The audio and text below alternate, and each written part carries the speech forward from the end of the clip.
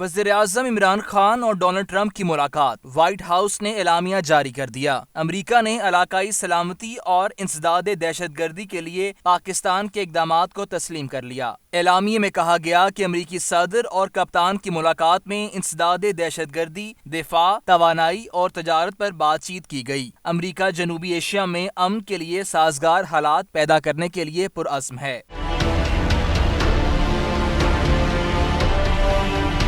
اعلامیے کے مطابق امریکی صدر پاکستان کے ساتھ مضبوط معاشی تجارتی تعلقات چاہتے ہیں۔ پاکستان نے افغانستان امن بات چیت کرانے کے لیے قابل ستائش کاوشیں کی ہیں۔